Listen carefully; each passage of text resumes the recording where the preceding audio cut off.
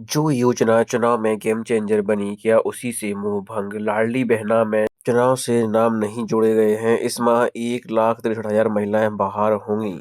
मध्य प्रदेश में विधानसभा चुनाव के दौरान जो पूर्व सीएम शिवराज सिंह चौहान की लाडली बहना योजना गेम चेंजर बनी, अब उसी योजना से मौजूदा सरकार का मोहभंग होता दिखाई दे रहा है। प्रदेश की सबसे बड़ी डायरेक्ट बेनिफिट योजना जनवरी 2025 में 1,63,000 महिलाएं बाहर होने जा रही हैं। इसकी वजह है कि उनकी महिलाओं की उम्र 60 वर्ष से अधिक हो गई है। योजना की पात्रता के अनुसार 1 जनवरी की स्थिति में लाभार्थी की न्यूनतम आयु 21 वर्ष और अधिकतम आयु 60 वर्ष होनी चाहिए। सबसे खास बात यह है कि 60 वर्ष से अधिक उम्र की महिलाएं जो योजना से बाहर हो रही हैं, लेकिन नए नाम विधानसभा चुनाव के बाद से नहीं जुड़े।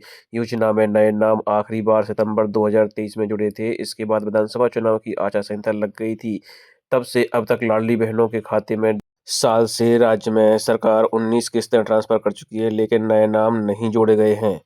पूर्व सीएम कमलनाथ ने सोशल मीडिया पर कहा है कि लाडली बहनों से मोहन सरकार की धोखाधड़ी जारी है। ऐसा लगता है जैसे भाजपा सरकार लाडली बहना योजना के को समाप्त करना चाहती है। 60 वर्ष से अधिक की महिलाओं को बाहर किया जा रहा है, लेकिन 21 वर्ष की होने वाली महिलाओं को योजना में शामिल करने के लिए पंजीयन नहीं किए जा रहे हैं।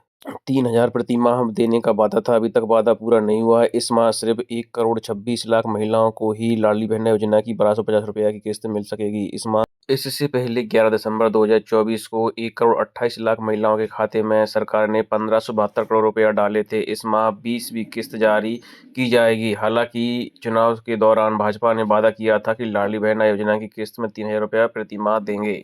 मध्य प्रदेश में देश के पहले हाइड्रोजन सीएनजी वाहन का अनावरण। गडकरी बोले, इथेनॉल सीएनजी ईवी को दे रहे बढ़ावा, 2 लीटर में चलेगा 40 किलोमीटर वाहन।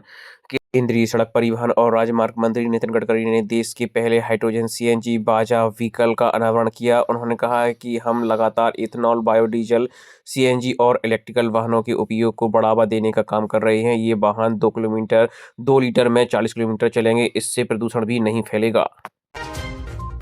साल 2025 बनेगा सरकारी महकमों में रिटायरमेंट का साल। इस साल 1,25,000 अफसर कर्मचारी होंगे रिटायर। यह पिछले साल से 2.5 गुना ज़्यादा है। साल 2025 में सरकारी महकमों में रिटायरमेंट का साल बनने जा रहा है। वजह इस साल सर्वाधिक अफसर कर्मचारी रिटायर होंगे। आंकड़े के मुताबिक 2025 में प्रथम से लेकर चतुर्थ श्रेणी तक करीब 1,25,000 कर्मचारी रिटायर्ड होंगे। यह पिछले साल के मुकाबले 2.5 गुना ज़्यादा है। खबर ग्वालियर से। मिड डे मील में ये कैसा पोषण आहार? 2 दिन पहले टाइट पूड़ियाँ, अब स्कूलों में भेजी गईं जली रोटियां।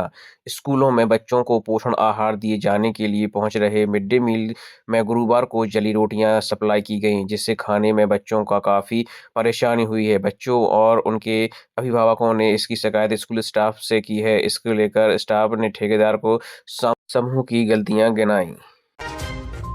मनरेगा के सॉफ्टवेयर के समांतर बनाया प्लानिंग सॉफ्टवेयर। 15 दिन में 15,000 पंचायतों के ऑनलाइन भेजे 5,000 करोड़ के डेवलपमेंट प्लान।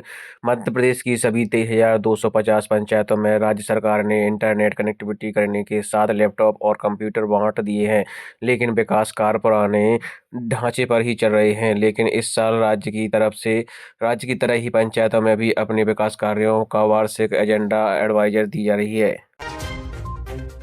मध्य प्रदेश सरकार बदलेगी शराब नीति, आहते को लेकर फैसला ले सकती है मध्य प्रदेश सरकार शराब नीति में बदलाव करने जा रही है। अब तक दुकानों के समूह बनाकर नीलामी की जाती थी, लेकिन अब एकल दुकान की नीलामी होगी। इससे प्रतिस्पर्धा बढ़ेगी और राजस्व में वृद्धि होगी। नई नीति 1 अप्रैल से लागू होगी।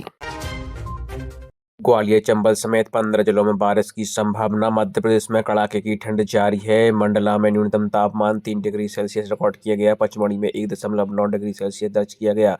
8 शहरों में शीतलहर का प्रभाव बढ़ रहा है। पश्चिमी विक्षोभ के चलते शुक्रवार को रात का तापमान बढ़ सकता है और ग्वालियर चंबल संभाग में हल्की बारिश होने की भी संभावना जताई जा रही है।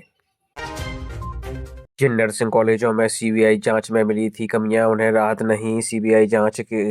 सीबीआई जांच में कमियां पाई गई थी। नर्सिंग कॉलेजों में हाई कोर्ट की गठित समिति द्वारा सत्यापन के बाद भी काउंसलिंग प्रक्रिया सम्मिलित नहीं की जाएंगी। कॉलेजों में कमियां दूर करने के दावा किया गया था, लेकिन कमेटी द्वारा सत्यापन के बाद भी राहत नहीं दी जा सकती है। दरअसल बहुचर्चित नर्सिंग कॉलेजों में घोटाले के अंतर्गत गठगड़े में नर्सिंग कॉलेज याचिका के जरिए हाईकोर्ट ने आए थे। उनका दावा है कि सीबीआई जांच में पाई गई कमियों को दूर कर दिया जाएगा और इसके बावजूद